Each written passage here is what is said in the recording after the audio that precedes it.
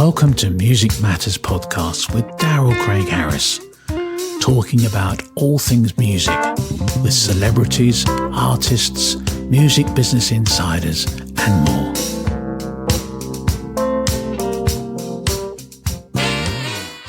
doubleVee, how you guys doing today? Doing great, Daryl. How are you? Awesome. So you're joining us from Oklahoma City. We're going to talk about your new album, Periscope at Midnight. You have a new single that's actually coming out today. This is June 27th when we're talking. You've had several different releases out and doing very well. Really cool music. Like I was checking out the new music, and it's really fun. It's kind of how would you guys describe the music? I'll let you do it. No. Rather hear what you think. Yeah, I kind of, for me, it was kind of all, like they say, alt pop, but that kind of covers a lot of different things. But it's very story driven to me, is what it felt like. So. Right. I think, yeah, you hit the nail on the head with that we both have a kind of cinematic sensibilities. And I think that's probably the driving feeling behind all of the new songs. But, you know, it's an EP, so they can be a little different and kind of a hodgepodge, which is one of the things we like about that format, that you don't have to be like, well, it all needs to be completely cohesive. So. Yeah, you don't have to be. And that's something too, like for me, when I interview people, I'm like, I don't like to throw titles on them. I'd rather them describe what they do, because alt pop is it's a really broad brush, right?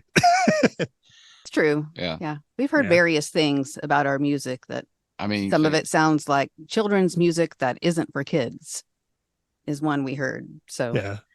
Well, I know you, Allan, you had a placement before in your previous band. It's a Starlight Mint, I think, was the band, and this TV show Wednesday, and you actually, I know you. No, that was us actually. Oh, that was you together. Okay, awesome. That was Your Love Isn't Real off of our full length. So yeah, awesome. 2022. Yeah.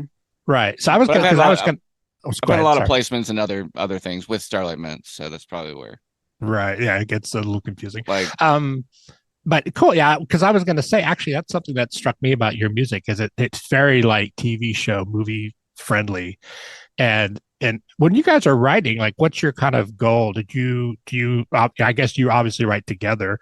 Are you kind of shooting for a concept album, or are you doing kind of singles, or how do you guys approach that? I think right now it's singles. I mean, right. That was the approach for this one. Yeah. It was really just getting back into creating music together after taking a little bit of a minute to focus on some health issues. So really just being grateful to get back in the studio and just finish kind of one song at a time. And as we kept working at it, it's like, well, we would want to release these as a collection of some sort, and ultimately stopped at 6. Right. And here we are. Well, 6 is a good number. Do you find that we talked a little bit about before we started about the singles thing and Spotify. Do you kind of feel like that's an avenue, like how a lot of people are doing it these days, releasing singles first, building into an album? Or it's definitely how people are doing it now.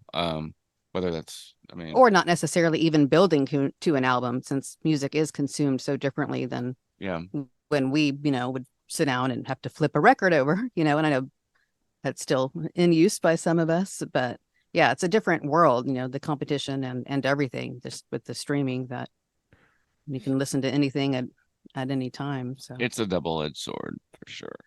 Yeah, because there's something like having the album, the tactile thing in your hands, and being able to read like the liner notes and all that, and all that stuff. Are you guys into doing vinyl? And have you actually, are you going to release vinyl, or have you?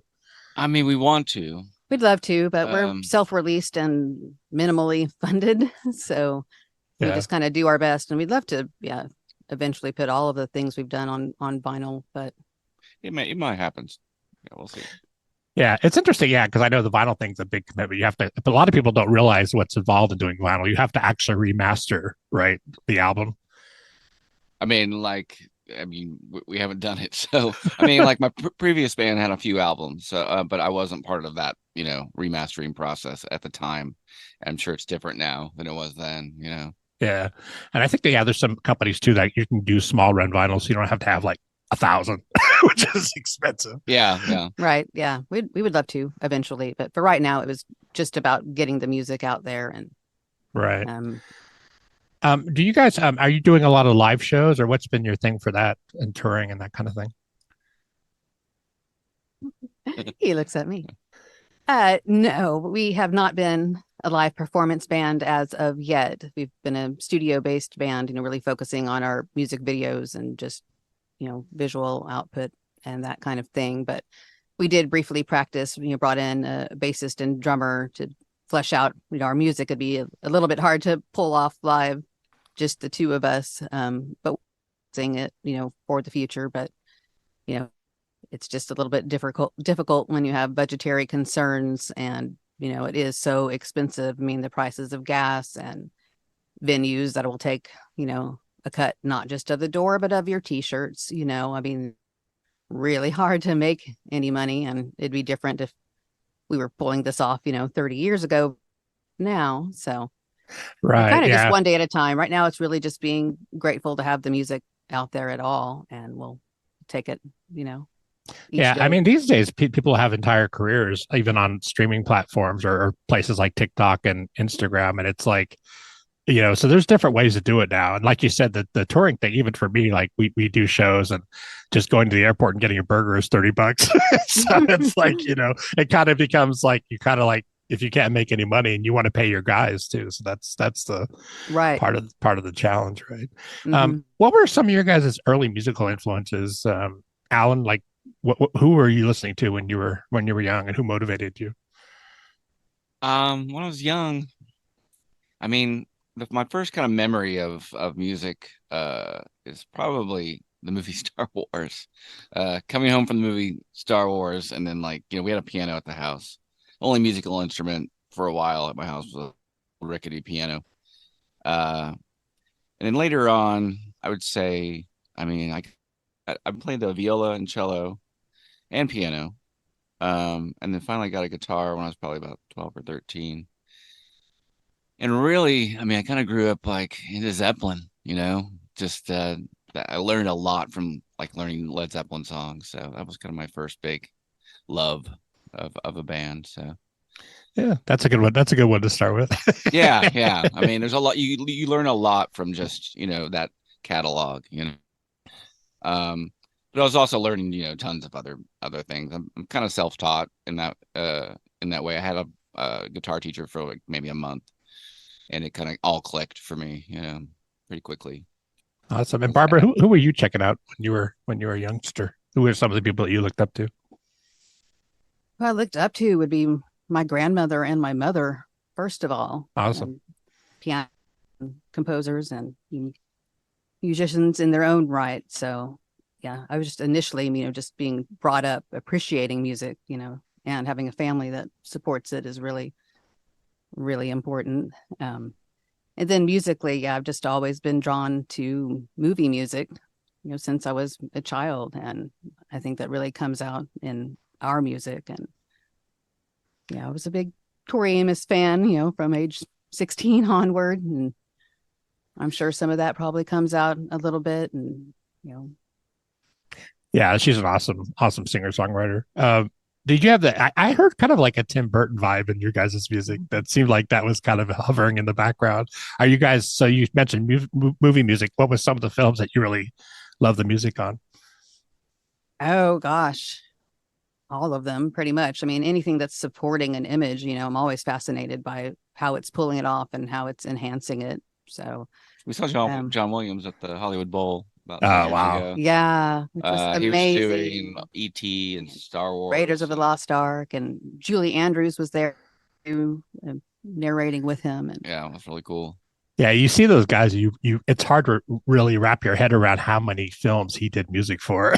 Yeah. It's like Hans Zimmer's another one like that. Right. Yeah, it's great stuff. What's the music scene in Oklahoma City? Is there one, or how is it there? Yes, there absolutely is one. Awesome. I mean, I think everywhere is still in kind of recovery mode, and I don't think the live music scene has really completely recovered from the pandemic. And of course, people still need to be cautious to some extent, for the rest of time. But yeah, there are several great venues and great bands around, supportive. We have a local station, the Spy FM, KOSU, and they're extremely supportive of local music and our music. Ferris O'Brien has added every single, and Ryan Awesome. LaCroix runs the Oklahoma Rock Show, which for like 15 years now, I think. So yeah, there's a very good supportive scene, you know, trying to help lift each other up with among all of the, you know, craziness in the background. Yeah, especially here. Yeah, terrestrial radio is still an important part of music. People kind of forget now because they're so focused on like the Instagram, TikTok, all that stuff. But like radio stations still that's still super important. Yeah. Oh yeah. No, I've always loved that idea. I mean, I worked in radio. I dreamed of owning my own station when I was a child and kind of grew out of that, you know, when you realize you can't really afford it. You can tell she's in radio, right? Yeah. Well, yeah, because you actually had quite a background for many years in public radio, right? Mm-hmm. So how was that for you? Like 7B too. So exactly. I have my little kind of mini one. So what was that like for you? Because that's an interesting world, the public radio thing, public television. What did you enjoy that? Did you learn a lot from? I loved it overall. I mean, I got a degree in broadcast journalism from OU and worked at KGOU, the NPR affiliate, down there during school. And you had a little show. Then later, show. What was that called? Filmscapes was a nationally syndicated movie music program, an hour-long weekly program focused on various themes. And at one point, Allan had heard it times, you know, like years before ever meeting me. And you have a great radio voice too. I can tell. So you can turn it on and turn it off. Yeah, I kind of like that too. For me, if people when you do entertainment or do music, whatever, people think you could just flip a switch, and it's like some people can. Some people, unfortunately, are always on, and it's hard to have a real conversation. She can. And I've had friends. Order a pizza, call Pizza Shuttle and order it in your radio voice. Exactly. Hello, we'd like a pepperoni pizza.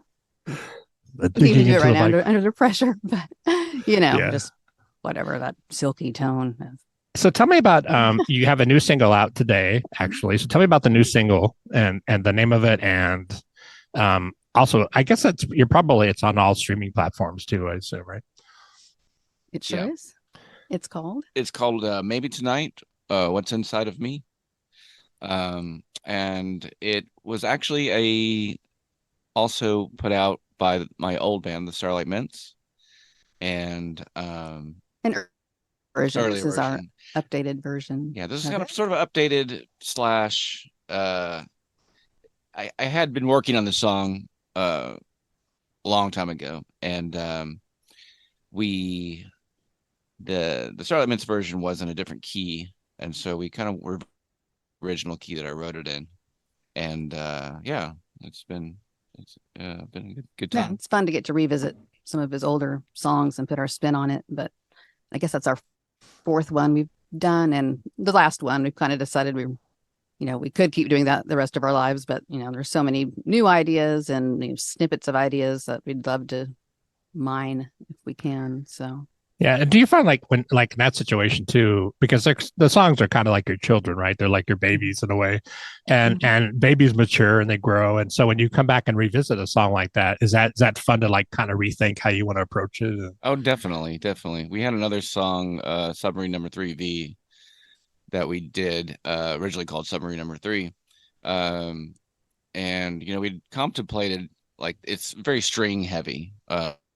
And we contemplated putting brass instead of strings, but I think we made the right choice of keeping it with strings. There was some band that was covering it like back 15 years ago. They covered the song at some kind of event. It was on YouTube, and they had brass doing the brass parts. It was really cool. So it was like, hey, maybe we could do that.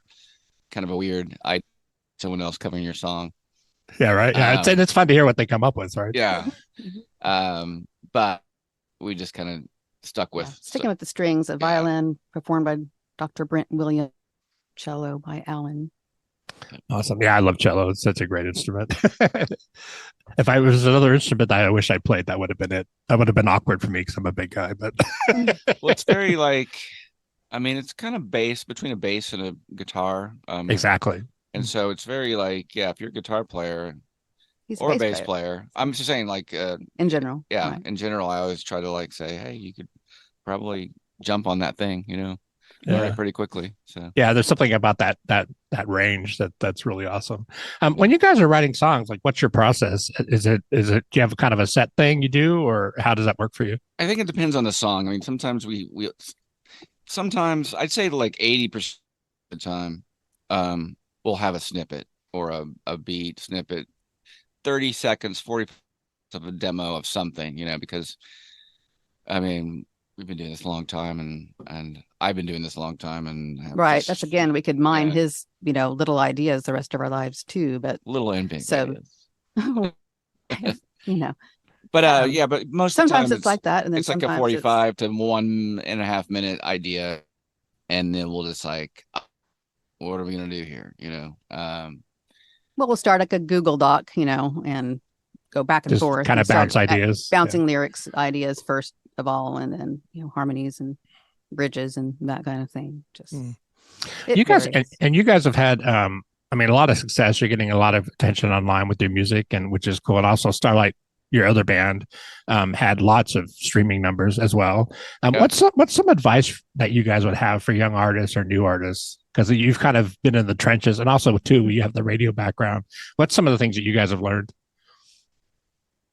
Just don't let anything or anyone hold you back. It's the main point of advice. I mean, we've had some pretty big boulders thrown at us, and I'm really proud, that here we are still, actively releasing new music. So I think the main thing is just don't let anyone hold you back. Believe in yourself, and even if there are things, financial or whatever, otherwise, I mean, just work through it. Keep creating. There's, it's really important, for your own psyche and for the world to get to hear the continuation of, new creations from people that aren't letting anything intimidate them. Perfect answer. And Allan, there's a lot of people that talk about like wanting to get placements, movie, television placements. What's some advice that you might have for that avenue? Get a publishing company. I mean, that's key. That's the most important thing right there, publishing company. Because without that, I mean, you're not calling up people yourself. I don't even know how it works with them. I've been with a publishing company for a long time, we have they are very, very good to us. Right. A lot of publishing companies will take your demos. So I'd advise, do some research, which ones, represent bands like yours, and go ahead and reach out. Yeah. And that's really good advice. Shout out to Rough Trade. Shout out to Rough Trade, by the way. Awesome. Yeah. And that's, I mean, like that's the thing. It's they're always looking for new music too. There's a lot of television shows, a lot of placement opportunities, but you got to make the connection to figure that out. But yeah, I think it's really cool to see what they do with your song. You never know. It's always been different, for me, with the earlier stuff. It's kind of like I have no idea what's going on, but here's, the beginning of a Malcolm in the Middle episode, and they're just like, playing an instrumental part, kind of looping an instrumental part of my song, while people go through a refrigerator, So exactly, yeah, it's like you got placement, but you don't know how it's going to show up. You have no idea. But then again, it's cool. That's an awesome accomplishment, and it also gives you a lot of visibility, I think, in the especially these days they let you know a little bit. I think they're kind of obligated to like say this is your scene. It's while they're talking over this or that, so we get to know a little bit these days, and I'm not sure I knew as much as I do now. So. But right, visibility definitely for sure heightened.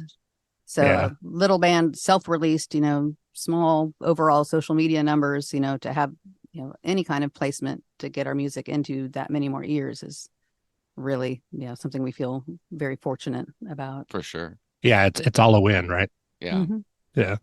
We have to take the big and the small victories as artists. It's like you have to kind of just wake up every day on a mission to make it happen. How can people find you online and find your music and all that stuff? Just look for doubleVee.